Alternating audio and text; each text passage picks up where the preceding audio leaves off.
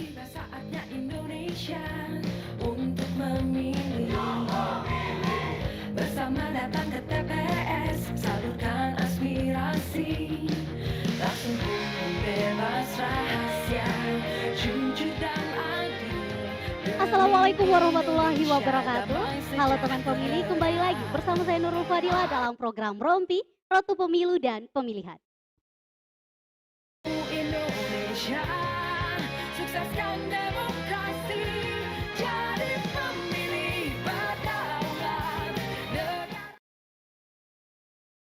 Partisipasi pemilih merupakan salah satu indikator suksesnya suatu pemilihan.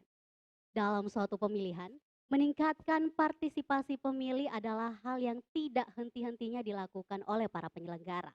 Lalu muncul pertanyaan tentang siapa masyarakat seperti apa yang terdaftar menjadi pemilih, masyarakat seperti apa yang bisa menggunakan hak pilihnya di bilik kotak suara, apakah ada syarat untuk kita harus penuhi sebagai masyarakat untuk bisa terdaftar menjadi pemilih? Dan apa yang dimaksud dengan pemutakhiran data pemilih berkelanjutan? Nah, pertanyaan-pertanyaan tersebut akan dijawab oleh narasumber-narasumber yang telah hadir dalam program ini. Kita sapa dulu deh narasumber-narasumber kita. Assalamualaikum Bapak, Ibu. Assalamualaikum warahmatullahi Mungkin wabarakatuh. bisa buka maskernya ya Pak. Ibu izin ya teman pemilih untuk buka masker. Nah, inilah wajah-wajah narasumber kita pada sore hari ini dalam program Rompi untuk menjawab pertanyaan-pertanyaan teman pemilih terkait pelaksanaan pemilu dan pemilihan serentak tahun 2024. Nah, di samping kanan saya sudah ada Ibu Zulfahmi atau yang biasa kita kenal dengan Ibu Ayu. Iya. Assalamualaikum Ibu. Waalaikumsalam warahmatullahi Bagaimana wabarakatuh. Bu perasaan, kondisinya sehat ya Bu? Alhamdulillah sehat. Alhamdulillah sehat. Nah Ibu Ayu ini dari Disdukcapil, eee, kasih pindah penduduk, Penduduk. pindah datang penduduk, Ya, administrator database ya. ya. Nah di sebelahnya lagi ada Pak Uslimin yang kerap kita sapa Pak Usle dari kantor KPU Provinsi Sulsel. Nah, narasumber-narasumber ini akan menjawab pertanyaan-pertanyaan teman pemilih tentang pemutakhiran data berkelanjutan. Namun untuk sebelum kita berdiskusi lebih lanjut tentang data pemutakhiran daftar pemilih berkelanjutan, mari kita saksikan iklan layanan masyarakat berikut ini. Assalamualaikum warahmatullahi wabarakatuh.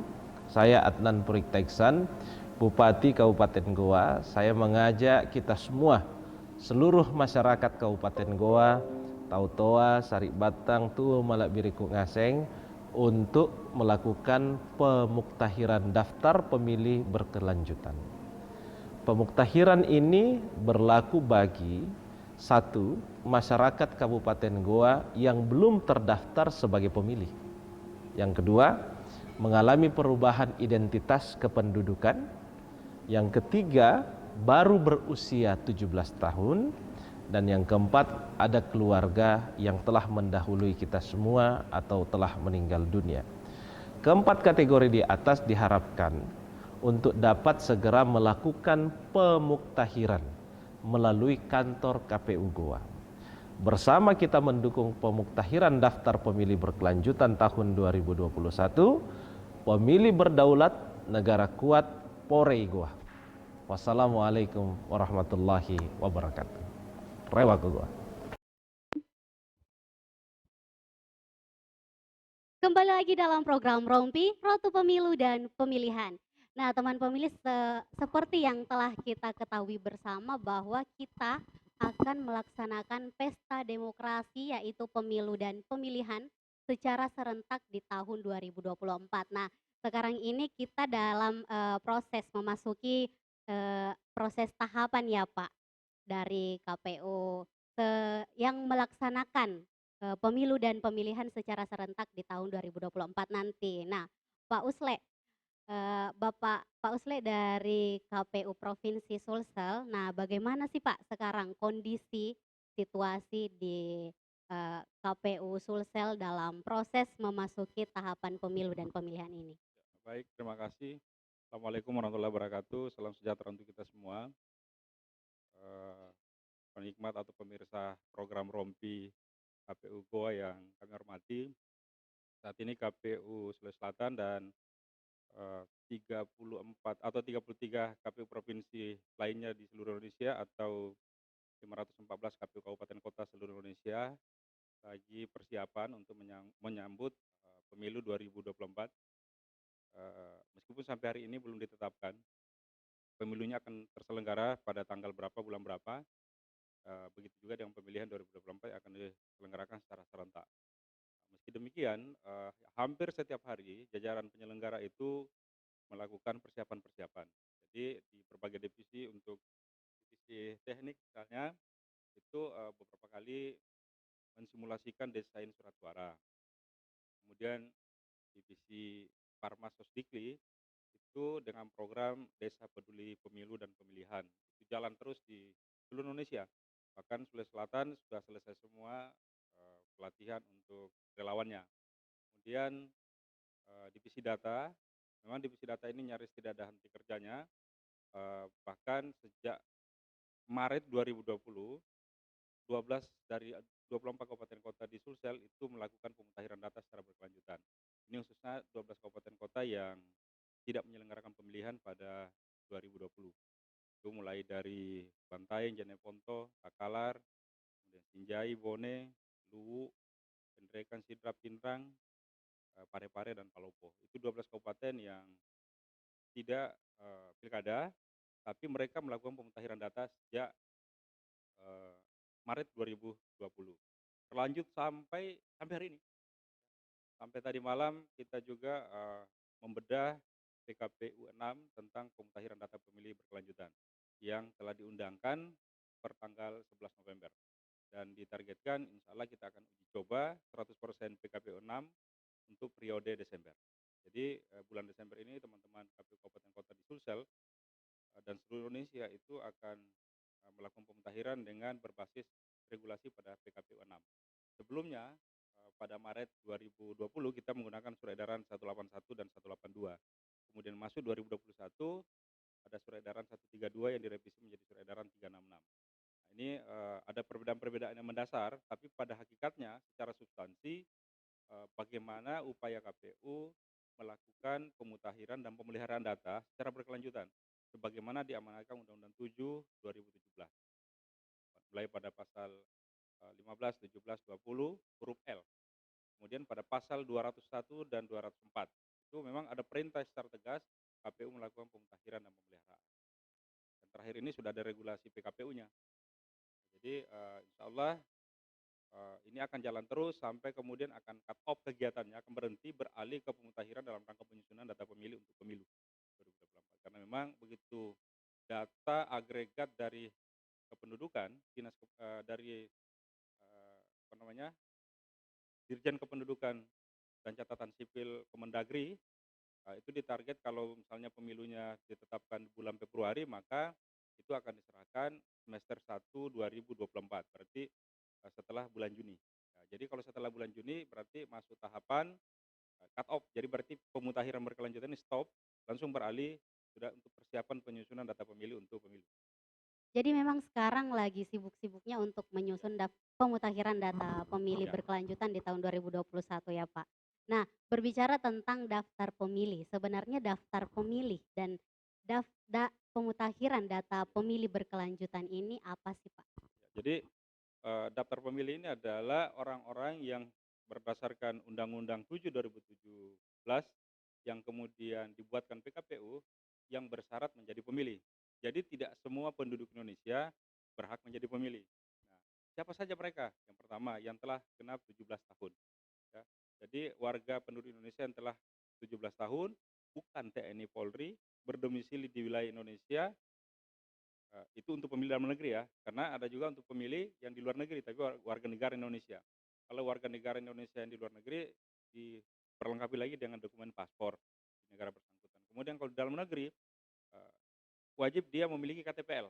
Jadi baik Undang-Undang 7, PKPU tentang pemutahiran dan penyusunan data pemilih untuk pemilu dan atau pemilihan, itu PKPU-nya sudah 3 kali direvisi. Jadi PKPU 2 2017, direvisi menjadi PKPU 19 2019, dan direvisi terakhir itu PKPU 17 2020. Itulah yang dipakai untuk penyusunan daftar pemilih pada pemilihan 2020, termasuk gua kemarin pakai PKPU itu. Nah, tambah lagi ada PKPU terbaru untuk pemutahiran data berkelanjutan, PKPU 6 2021. Semuanya mensyaratkan, syarat mutlaknya adalah dia penduduk Indonesia telah 17 tahun atau belum 17 tahun, tapi telah menikah atau pernah menikah, yang juga diperkuat dengan dokumen KTPL.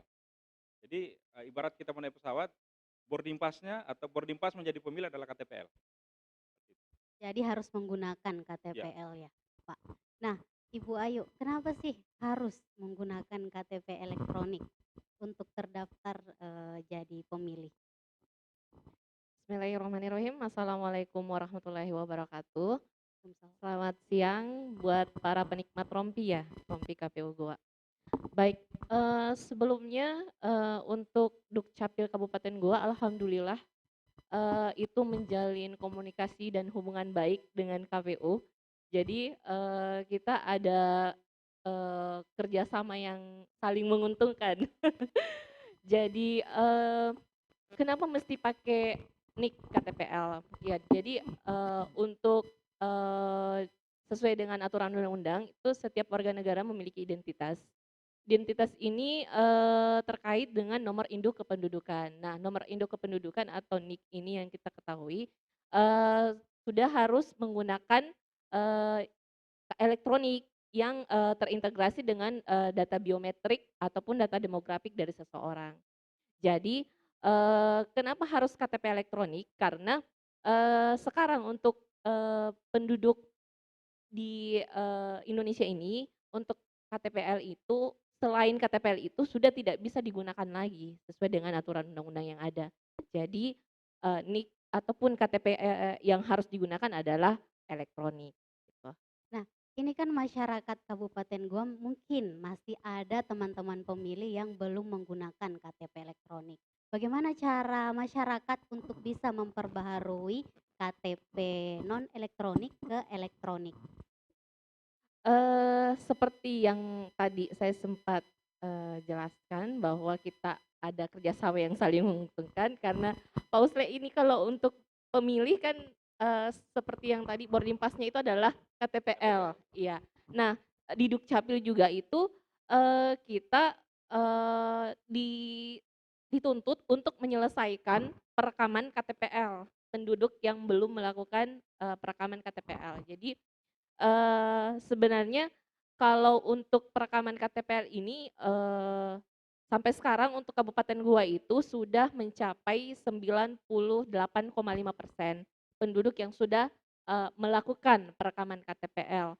Nah, sisanya itu jika ingin mengganti KTP-nya menjadi KTP elektronik ya harus direkam dulu. Nah, perekaman sekarang ada di Dinas Kependudukan yang dibuka, maupun bisa juga dibantu dengan misalkan ada kendala bagi orang-orang yang tidak bisa ke kantor, baik itu dia gangguan kejiwaan ataupun dia sedang sakit, bisa menghubungi aparat desanya, nanti desanya yang menghubungi kami untuk bisa didatangi gitu. Berarti Disdukcapil juga sudah bekerja sama dengan aparat-aparat desa yang ada di Kabupaten Goa untuk memberikan supportnya untuk masyarakat ya Ibu yang belum memiliki KTP elektronik. Nah teman pemilih, sebelum kita membahas lebih lanjut tentang pemutakhiran data pemilih berkelanjutan, mari kita simak iklan layanan masyarakat berikut ini.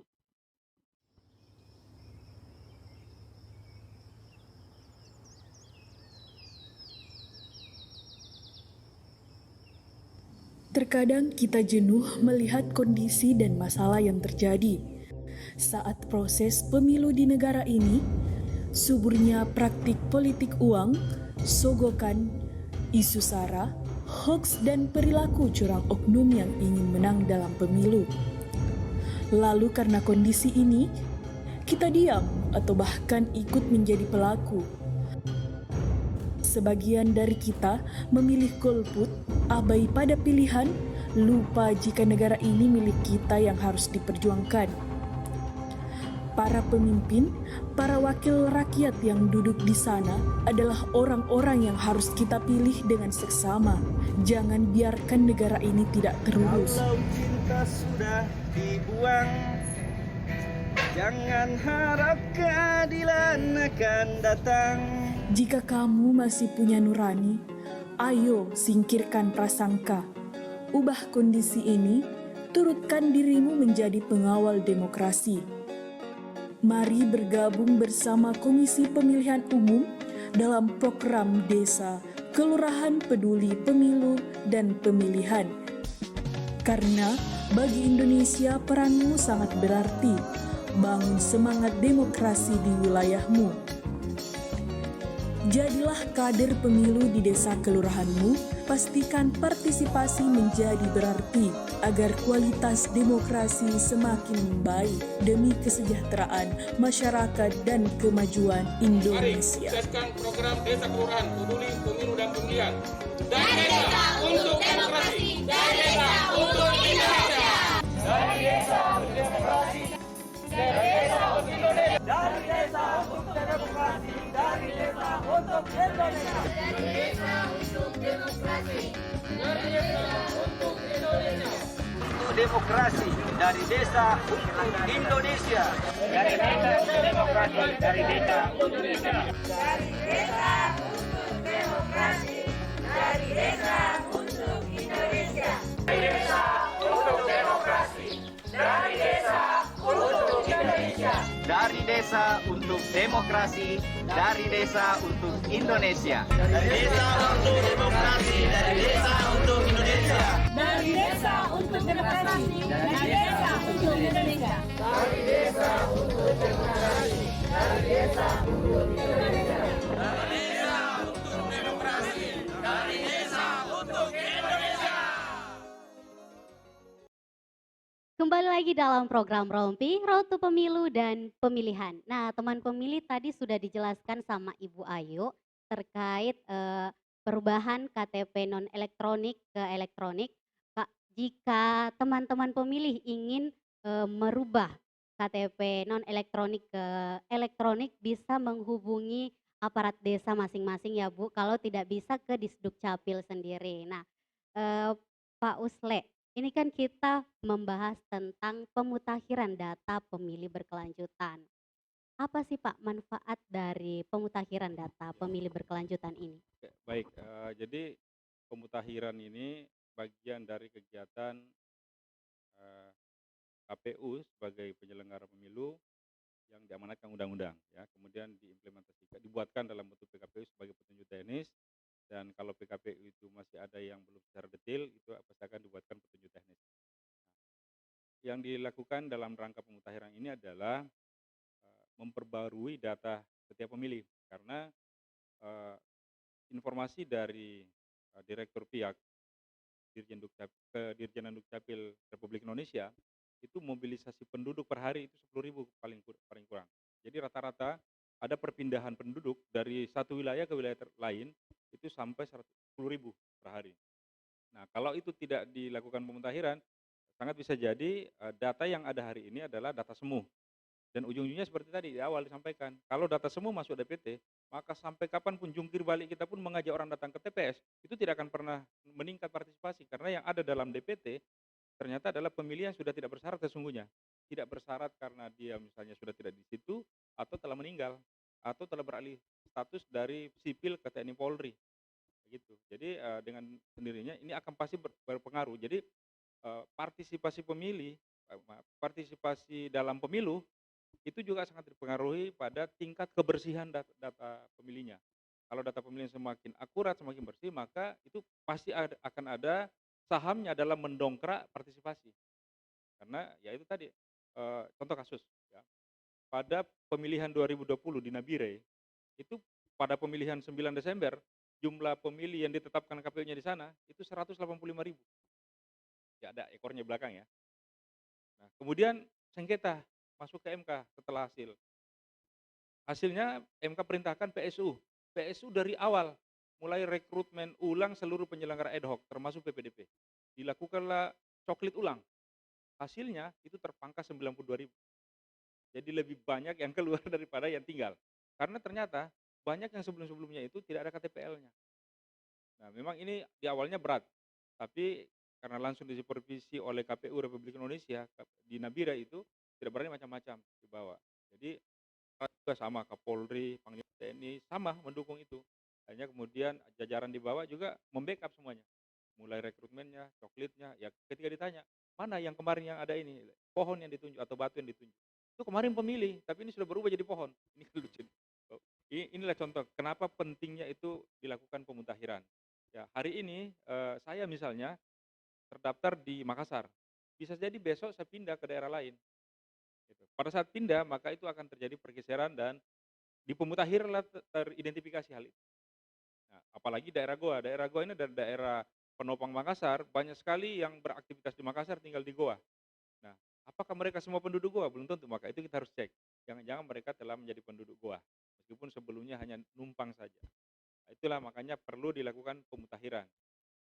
Jadi pemutakhiran data pemilih ini sangat mempengaruhi nantinya ya Pak tentang tingkat Ya, jadi partisipasi di pemilih. pemutakhiran itu KPU akan menemukan satu pemilih baru. Pemilih baru itu juga terkategori dalam beberapa hal. Pemilih baru pemula. Nah, pemilih baru pemula juga ini ada dua kategori. Pemilih baru pemula yang betul-betul anak muda, pemula di bawah umur yang baru cukup 17 tahun atau di bawah 17 tahun tapi telah menikah. Kemudian pemilih baru pemula yang usia lanjut. Ya. Jadi yang pensiunan TNI Polri itu pemilih pemula, baru pertama kali dalam hidupnya menjadi pemilih. Pemilih pemula juga, tapi pemilih pemula usia lanjut. Karena memang anggota Yang polisi anggota tidak polisi bisa. kan pensiun kan gitu. Kemudian itu satu ya, jadi pemilih baru. Kemudian pemilih baru itu juga karena pindah masuk. Jadi orang dari Makassar masuk ke Goa, di Goa dia adalah pemilih baru. Karena baru pertama kali masuk di dalam DPT-nya Goa. Maka dia terkategorisasi sebagai pemilih baru pindah masuk. Ya. Kalau di Makassarnya tercatat sebagai pemilih TMS tidak memenuhi syarat pindah keluar. Jadi daerah asalnya pindah keluar, daerah tujuan pindah masuk. Kemudian yang dikerjakan lagi dalam pemutakhiran mencari tahu penduduk atau pemilih yang apakah masih bersyarat atau tidak. Nah, yang tidak bersyarat ini banyak. Di PKPU 6 itu berubah ya, meskipun berubah kodenya, PKPU 6 pindah keluar TMS juga. Meninggal. Kemudian ganda, dia tercatat lebih dari satu kali, ya.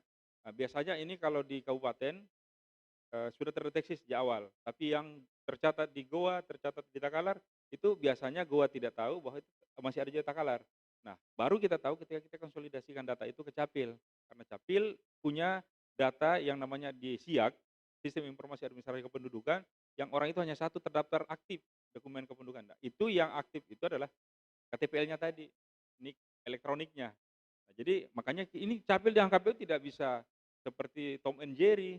Nggak, harus dia seperti siang dan malam, saling pokoknya siang itu tidak lengkap kalau tidak ada malamnya, kira-kira begitu. Nah, kemudian apalagi yang kita lakukan di dalam pemutakhiran? Tadi yang TMS ya, jadi ada lagi yang karena di bawah umur dan ternyata dia belum ber-KTPL atau tidak pernah menikah, tapi sempat masuk. Nah, kemudian yang berikutnya bukan penduduk. Jadi dia tinggal di Goa, tapi dia bukan penduduk Goa karena dia tidak ber-KTPL Goa. KTPL-nya KTPL Selayar misalnya. Kemudian berikutnya yang lain lagi adalah tidak dikenal.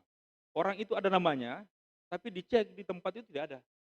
Siapa ini? Nah, bisa jadi yang seperti ini biasanya adalah orang-orang yang ngontrak-ngontrak, lalu kemudian dia pindah lagi tanpa melapor. Nah, ini ya sudahlah.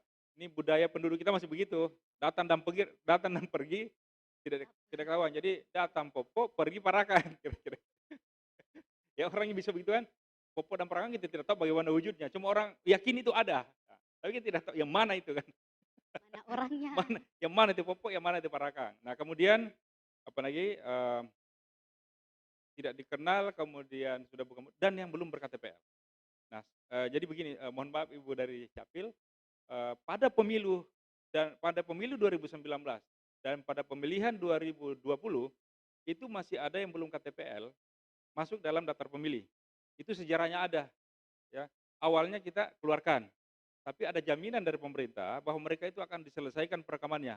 Paling lambat 17 April untuk pemilu dan apa namanya? 9 Desember untuk pemilihan 2020. Tetapi sampai September kemarin, di ujung September ternyata di Sulsel itu masih kami menemukan 93.000 yang ada dalam DPT itu belum rekaman KTPL. Maka kemudian dalam pemutahiran kita minta keluarkan dulu.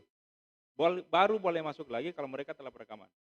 Ya, dan Capil juga tidak ada masalah karena memang ini awalnya adalah kebijakan bersama, disepakati semua di tingkat nasional. Sudahlah kita ini, tapi ternyata kan Capil punya keterbatasan, ya, jaringan juga timbul tenggelam, stok tinta biasanya bermasalah atau belangko yang ditunggu tidak datang.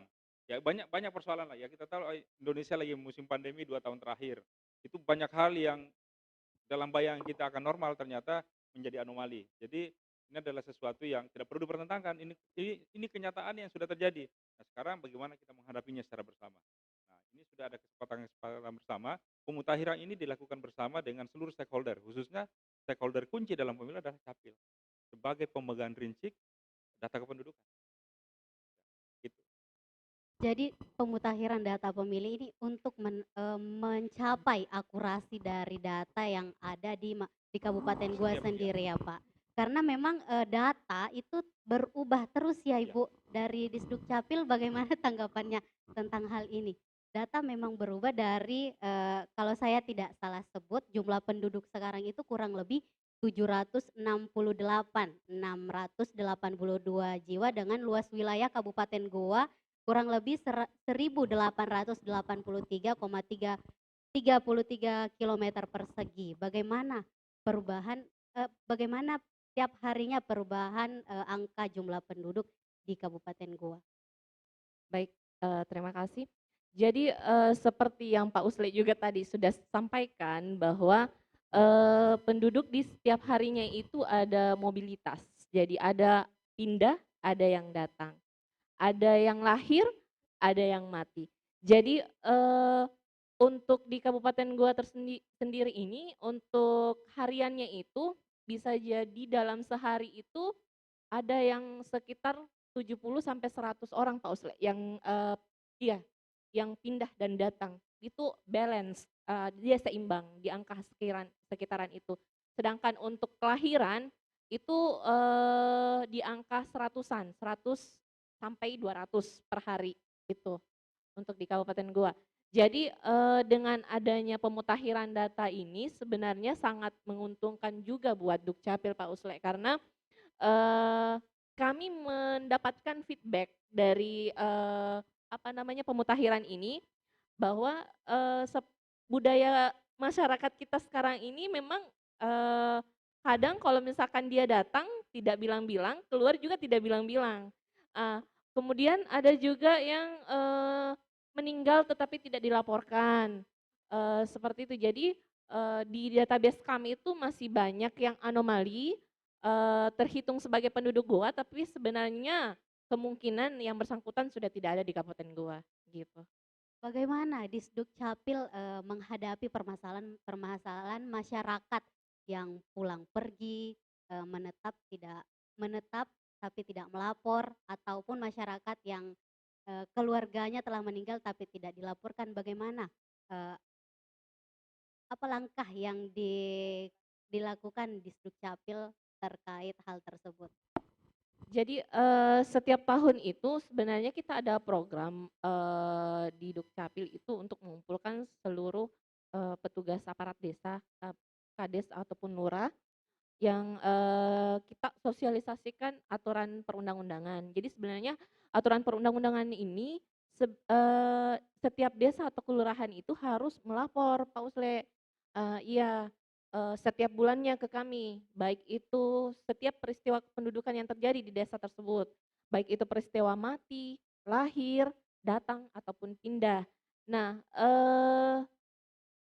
tapi untuk saat ini bisa dikatakan itu tidak optimal Pak Usle karena ada beberapa yang mungkin menganggap itu tidak penting, tetapi sebenarnya sangat penting untuk ya seperti ini, pemanfaatan data kan bukan hanya untuk keperluan pemilu tapi perencanaan pembangunan, ya kan Pak? Jadi sebenarnya itu sangat menunjang untuk akurasi data kita ke depannya, seperti itu. Baik teman pemilih, sebelum kita membahas lebih lanjut tentang data pemilih di Kabupaten Goa, mari kita saksikan iklan layanan masyarakat berikut ini.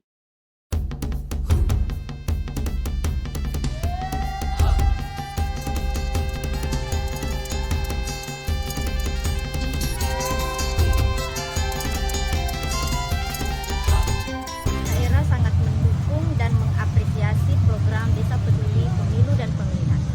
Ini dibuktikan telah dilaksanakannya penandatanganan perjanjian kerjasama antara pemerintah daerah dengan Komisi Pemilihan Umum. Saat ini memang kita berada dalam situasi pandemi dan anggaran itu lebih banyak difokuskan dalam penanganan COVID-19. Nah, tetapi dukungan pemerintah daerah dalam melaksanakan program Desa Peduli Pemilu dan Pemilihan ini telah mengalokasikan anggaran untuk memfasilitasi kegiatan ini. Pemerintah daerah menyarankan bahwa Desa Peduli Pemilu dan Pemilihan ini bukan hanya 2 atau 3 lokus, tetapi ke depannya semua desa atau kelurahan perlu untuk dijadikan sebagai lokus DP3. Karena animo masyarakat sangat mengapresiasi kegiatan ini. Banyak masyarakat yang ingin menjadi kader DP3 karena melalui program Desa Peduli Pemilu dan Pemilihan mereka akan belajar tentang politik, demokrasi, serta pemilu dan pemilihan. Semoga dengan adanya program Desa Peduli Pemilu dan Pemilihan, kita bisa melahirkan kader-kader demokrasi dimulai dari desa dan kelurahan, dan kita berharap kader-kader demokrasi tersebut nantinya akan menjadi pemilih yang cerdas, pemilih yang otonom, dan akan menjadi pemilih yang berdaulat.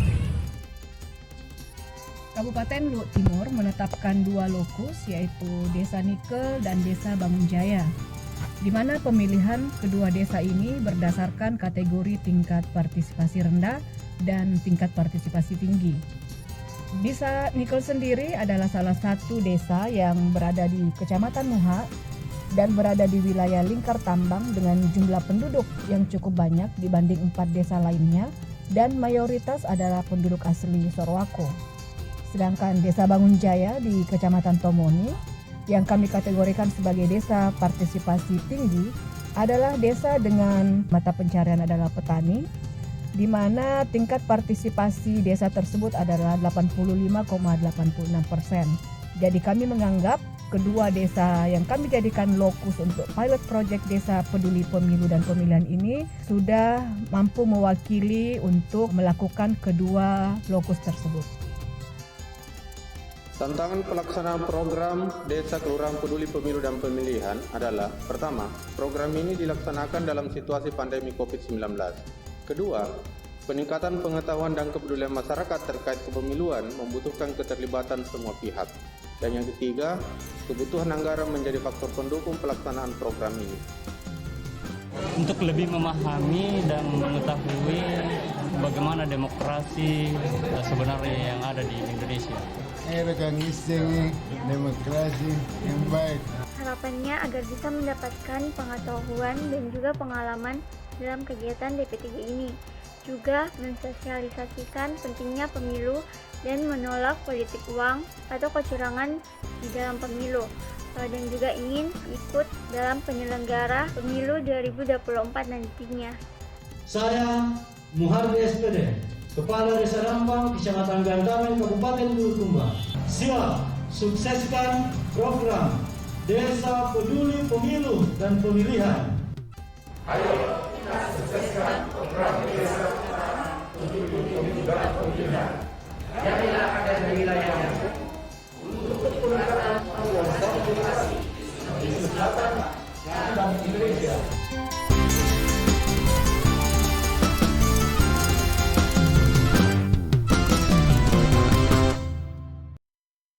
Kembali lagi dalam program Rompi, Rotu Pemilu dan Pemilihan.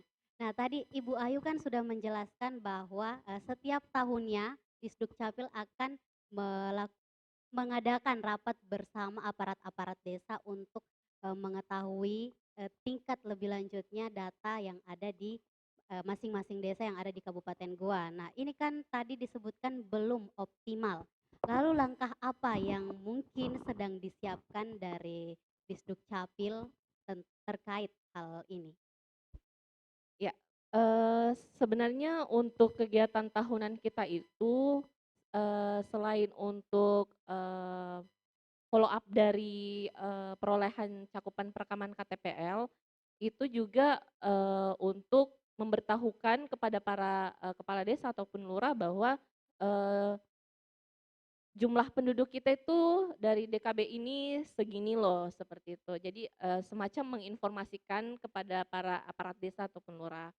Nah, untuk di kegiatan tersebut kita sudah menginformasikan bahwa di desa ini ataupun di kelurahan ini masih ada sekian persen atau sekian orang yang belum melakukan perekaman KTP.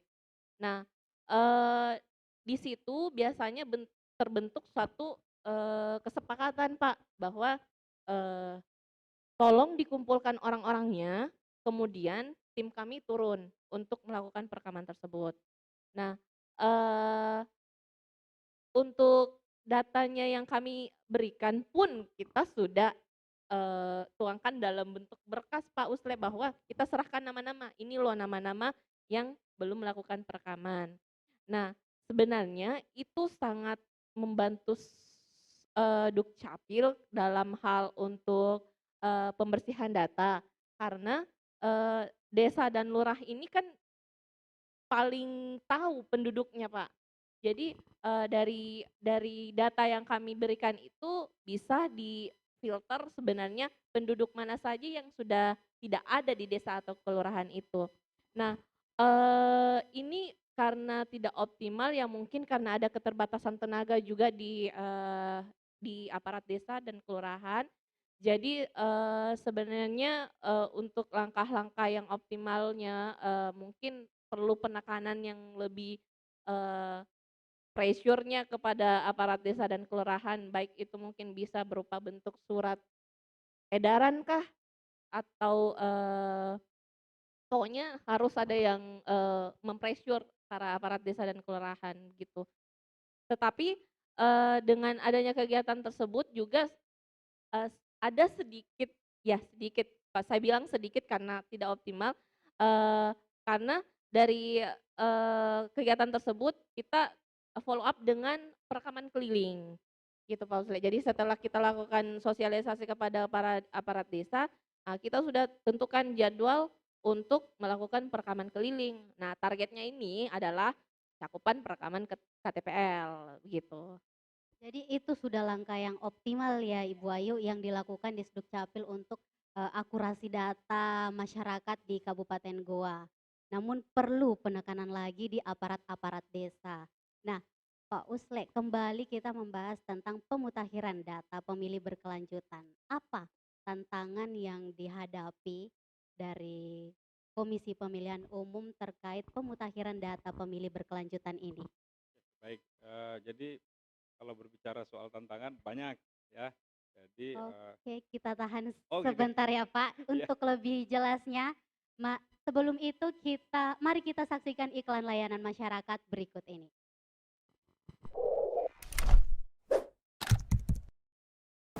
Assalamualaikum warahmatullahi wabarakatuh.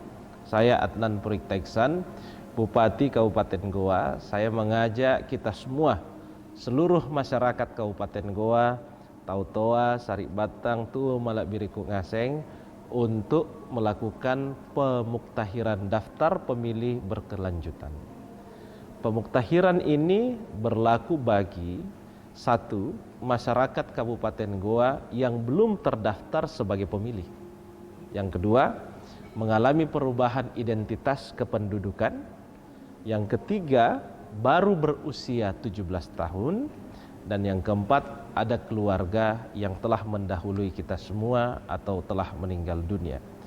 Keempat kategori di atas diharapkan untuk dapat segera melakukan pemuktahiran melalui kantor KPU Goa. Bersama kita mendukung pemuktahiran daftar pemilih berkelanjutan tahun 2021, pemilih berdaulat, negara kuat, Porei Goa. Wassalamualaikum warahmatullahi wabarakatuh. Rewa ke Goa.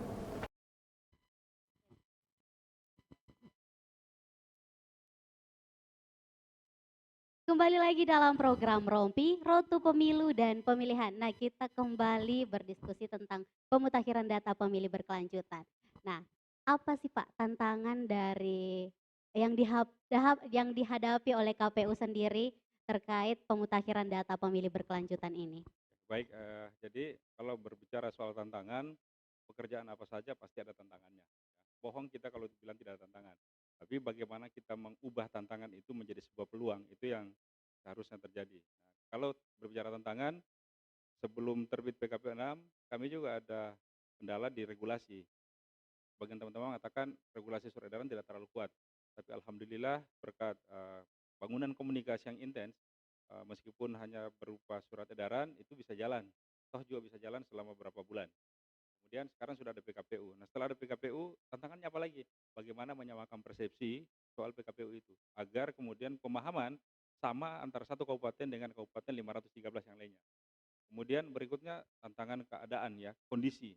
Misalnya kita bekerja ini tidak diri sendiri. Pemutakhiran data ini sesungguhnya bukan tanggung jawab semata KPU, tapi semua pihak. Penyelenggaraan pemilu dan pemilihan yang sukses itu bukan hanya ditentukan oleh KPU, hanya kebetulan KPU sebagai penyelenggaranya. Banyak stakeholder lain yang harusnya ikut terlibat. Nah ini persoalan yang jadi masalah. Seperti Dukcapil tadi. Ini problemnya adalah sudah ada program, setiap desa kelurahan melaporkan perubahan penduduknya ya. Jadi ada istilahnya lampit ya, laporan mati pindah datang. Tapi toh itu tidak efektif karena pelaporannya melalui kecamatan. Di kecamatan juga kita tidak apa masalahnya? Boleh jadi personilnya kurang. Kami juga saat ini dalam pemutakhiran terkendala di personil yang kurang. Tapi kita coba siasati keterbatasan itu dengan merangkul berbagai para pihak.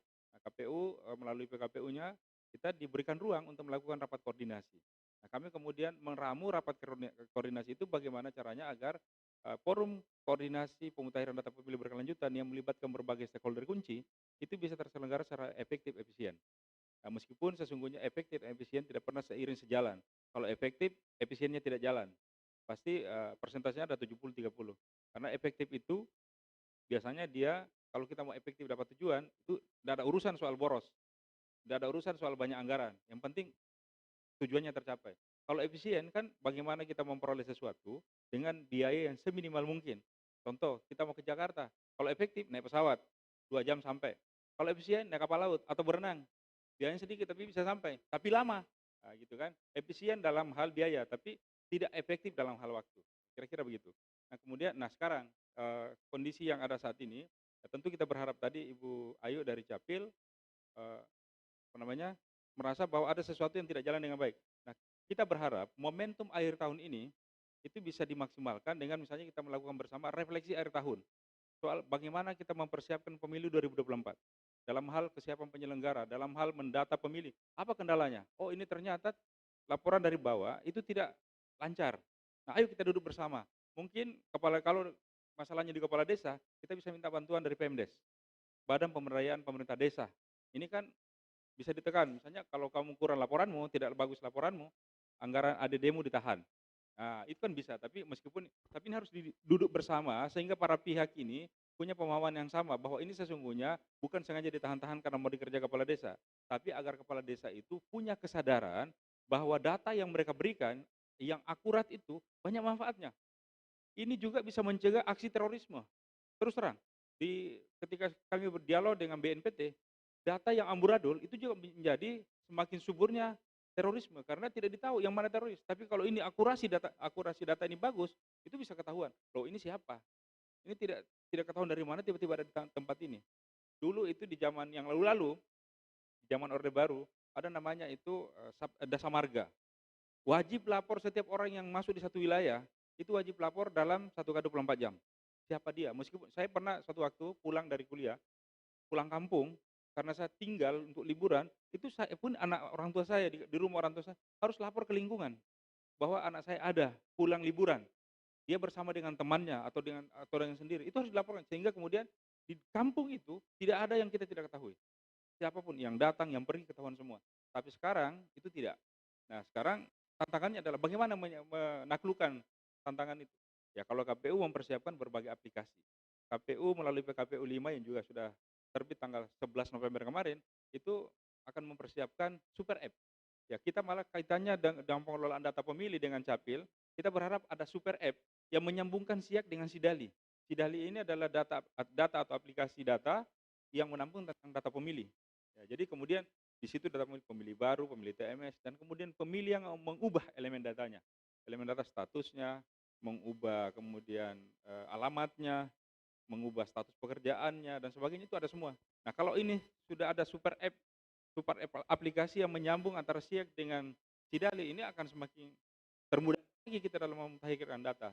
Dan apalagi kalau nyambung, misalnya Dukcapil, aplikasi Lampitnya itu efek jalan, semua bisa memanfaatkan aplikasi itu. Cuma kan ya saya tidak tahu saya lupa persis berapa total desa di Goa ya, 167 ya.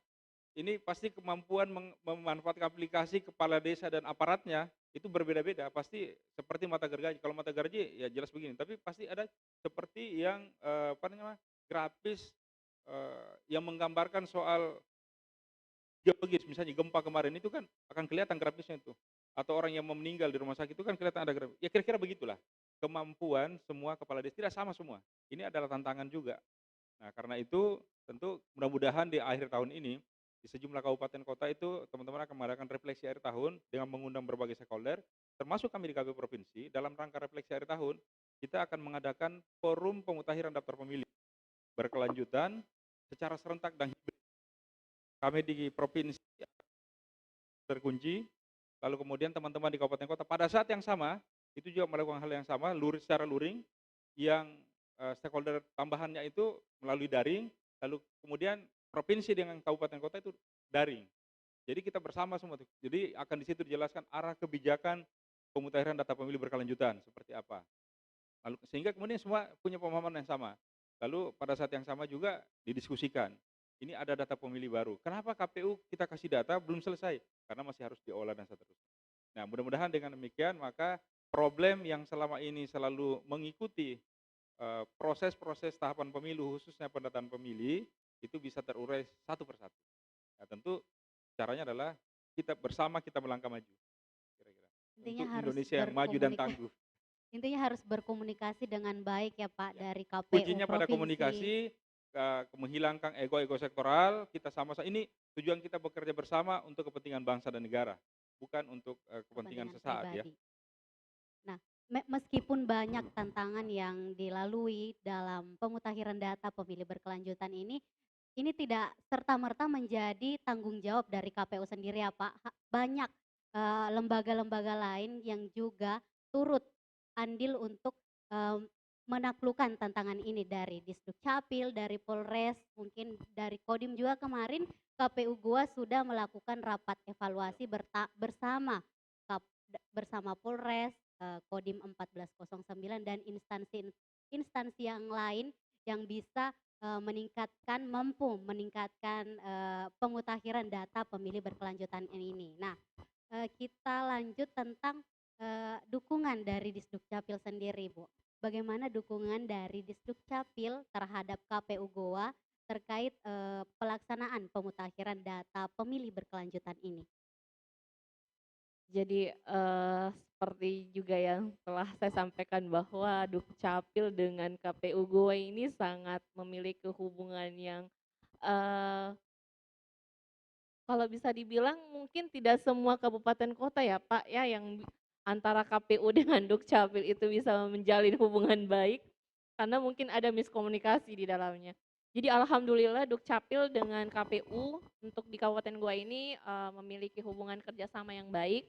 Nah, untuk dukungan, berbicara dukungan, tentunya Dukcapil dengan tangan terbuka selalu siap untuk membantu KPU Goa untuk pemutakhiran data pemilih berkelanjutan ini. Jadi kapanpun mungkin bisa dibilang saya biar malam itu selalu dikontak. Bahkan pernah suatu saat saya sedang pelatihan Pak, cuman karena katanya ini harus diselesaikan untuk pemilih pemula Pak, saya kerja remote dari hotel itu untuk menyelesaikan data tersebut. Jadi alhamdulillah tentunya ini memerlukan saling pengertian. Mungkin saling mengerti bahwa seperti yang telah dijelaskan Pak Usle juga tadi bahwa ini bukan untuk kepentingan pribadi, bukan untuk kepentingan KPU juga sebenarnya, tapi untuk kepentingan bersama. Jadi insya Allah untuk Dukcapil Goa dengan tangan terbuka siap kapan saja untuk bisa membantu pemutakhiran data ini. Nah, itu tadi teman-teman pemilih penyampaian diskusi singkat kita bersama narasumber kita hari ini Ibu Ayu dan Pak Usle. Nah, terakhir Ibu Ayu, Pak Usle, mungkin Ibu ada yang ingin disampaikan untuk masyarakat Kabupaten Goa dan khusus untuk KPU Goa sendiri dalam pemutakhiran data pemilih berkelanjutan ini. Baik, terima kasih untuk seluruh masyarakat Kabupaten Goa yang sempat menyaksikan acara hari ini. Saya sebelumnya berterima kasih karena sudah melibatkan dalam podcast ini. Yang ingin saya sampaikan bahwa keberhasilan suatu kabupaten kota dalam menyelenggarakan pemilu itu adalah dilihat dari berapa besar persentase dari pemilihnya. Nah, dengan kategori pemilih ini pun seperti yang telah dijelaskan sama Pak Usle tadi bahwa itu tiketnya adalah KTPL. Jadi harus menggunakan KTPL. Nah, bagi masyarakat Kabupaten Goa yang sampai saat ini mungkin belum memiliki KTPL, silahkan untuk datang ke Dukcapil Kabupaten Goa yang selama kurang lebih dari jam 8 sampai jam 4, 5 hari kerja itu menerima, membuka untuk perekaman dan misalkan ada keluarga ataupun kenalan yang memiliki keterbatasan, baik keterbatasan fisik ataupun finansial yang untuk bisa datang ke kantor, itu bisa menghubungi aparat desanya ataupun kelurahannya untuk menginformasikan bahwa ada yang belum memiliki KTPL atau ada yang belum melakukan perekaman. Nanti insya Allah untuk Dukcapil Goa bisa membantu untuk memfasilitasi masyarakatnya untuk bisa mendapatkan KTPL. Ya. Nah, mungkin dari Pak Usle sendiri ada yang ingin disampaikan untuk masyarakat Kabupaten Goa dan untuk KPU Goa sendiri dalam hal pemutakhiran data pemilih berkelanjutan ini. Untuk masyarakat Goa kami ucapkan terima kasih atas kerjanya kepada KPU yang telah mendukung seluruh program dan kegiatan KPU, dan untuk kepentingan yang lebih besar ke depan dalam rangka penyiapan data pemilih yang akurat, komprehensif, inklusif, dan terbuka, maka kami berharap partisipasi aktif dari masyarakat Goa. Kalau ada tetangganya yang diketahui dia belum terdaftar atau belum melapor ke aparat di Goa, dia adalah pendatang baru, maka ayo diingatkan untuk segera melapor. Nanti insya Allah juga KPU akan meluncing aplikasi Sidali Mobile. Itu adalah aplikasi yang memungkinkan seluruh masyarakat melaporkan pemilih baru dan pemilih TMS atau ubah elemen data. Itu di aplikasi itu, dan insya Allah dalam waktu dekat akan segera di launching. Ini progres pembangunannya sudah hampir rampung, sudah 98% dilaporkan oleh KPU teman-teman yang mengembangkan itu. Dan kemudian ke depannya kita berharap kalau di dalam daftar pemilih Goa ada yang bermasalah, tolong disampaikan, jangan disimpan, jangan dierami, tapi sampaikan pada kesempatan pertama. Insya Allah teman-teman KPU Goa akan segera menyikapi dan menindaklanjutinya sesuai dengan regulasi yang ada. Jadi sekali lagi kita berharap partisipasi, karena pemilu itu boleh dikatakan belum berhasil kalau yang aktif baru penyelenggara. Ya, kesuksesan pemilu itu adalah ditentukan oleh 4 faktor. Yang pertama tentu penyelenggara, kedua peserta, yang ketiga pemilih, yang keempat regulasi. Nah, kalau ini pemilih dan peserta, dan dalam hal ini maka kami berharap partai politik yang ada di Goa juga mengambil peran di sini. Jangan kemudian nanti pada saat hari Hatung Sura tiba-tiba baru datang berbondong-bondong, ini pemilih saya kok tidak dilayani. Ini jangan dihilir baru kemudian ribut. Ayo kita mulai kerja bareng dari hulu sampai kemudian kita kawal sampai ke hilir, sehingga kemudian apa yang terjadi nanti pada pemilu 2024 hasilnya itu memuaskan kita semua. Orang-orang yang terpilih adalah orang-orang yang terbaik di Kabupaten Goa, dan proses pemilihannya juga berlangsung bersih karena DPT-nya memang DPT yang bersih. Nah, ini dan dukungan dari berbagai pihak. Sekali lagi, karena penyusunan pemutakhiran data pemilih ini sifatnya inklusif, melibatkan semua pihak, bukan hanya kerjaannya KPU Goa. Nah, untuk teman-teman KPU Goa ya kami berharap teman-teman ini bisa lebih semangat lagi dan sabar di tengah keterbatasan segalanya kita bekerja maksimal. Ya. Jadi ini kita sadari bersama bahwa yang mengalami refocusing bukan hanya KPU Goa, bukan hanya KPU, tapi seluruh elemen bangsa ini memang dilakukan pengiritan, penyesuaian anggaran. Jadi ya seperti itulah. Mudah-mudahan keterbatasan-keterbatasan dari yang turun dari secara vertikal itu bisa diatasi melalui bantuan-bantuan atau kerjasama yang sifatnya horizontal. Saya kira demikian. Sekali lagi terima kasih kepada seluruh masyarakat Goa, seluruh elemen yang ada di Kabupaten Goa, ya, baik pemerintahnya, kemudian aparat desa, bahkan sampai aparat desa kelurahan. Terima kasih kami sampaikan, termasuk kepada teman-teman mantan penyelenggara ad hoc pada saat penyelenggaraan pemilihan 2020. Peran dan partisipasi aktifnya kami masih butuhkan karena mereka adalah kaki tangan KPU kemarin dalam menyukseskan pemilihan 2020. Saya kira demikian. Assalamualaikum warahmatullahi wabarakatuh. Nah, partisipasi pemilih adalah salah satu indikator menentukan sukses tidaknya suatu pemilihan. Oke teman pemilih, terima kasih untuk Ibu Ayu, Pak Usle yang sudah menemani masyarakat Kabupaten Goa berdiskusi tentang partisipasi pemilih. Nah, saya Nurul Fadida dan tim yang bertugas hari ini mengucapkan terima kasih. Pemilu dan pemilihan serentak tahun 2024 sukses, KPU melayani, Pore Goa. Wassalamualaikum warahmatullahi wabarakatuh. Kita memilih untuk Indonesia, menggapai cita lewat suara kita. Bagimu Indonesia, sukseskan demokrasi.